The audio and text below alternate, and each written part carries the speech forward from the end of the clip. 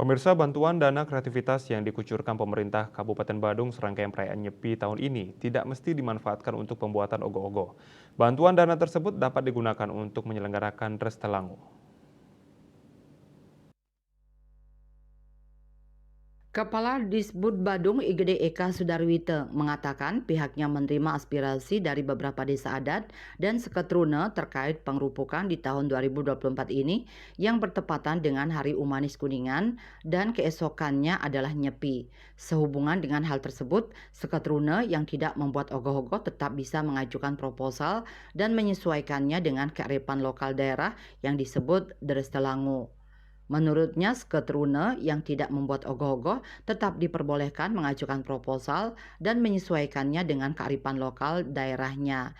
Mantan Camat Petang ini menyebutkan, Sketrune yang membuat ogoh-ogoh se-Kabupaten Badung akan dinilai dalam rangka lomba yang diadakan di Sbud Badung. Adapun penilaiannya akan dilakukan sekitar 2 minggu sebelum pelaksanaan pengerupukan. Seketruna nantinya akan memperebutkan gelar juara 1 hingga juara harapan 3 sekaligus mendapatkan hadiah dari Disput Badung. Seperti diketahui, dana kreativitas dari Disput Badung di tahun 2023 yakni sebesar 15 juta rupiah per seketruna atau Yohana. Sementara di tahun ini, dana kreativitas meningkat menjadi 20 juta rupiah.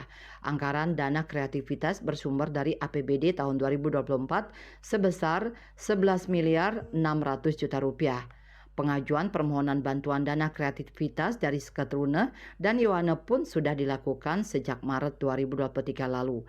Disebutkan hampir semua Sketrune maupun Yohana di Gumikeris telah memberikan proposal dan beberapa masih ada dalam proses perbaikan. Parwata Bali Pos melaporkan.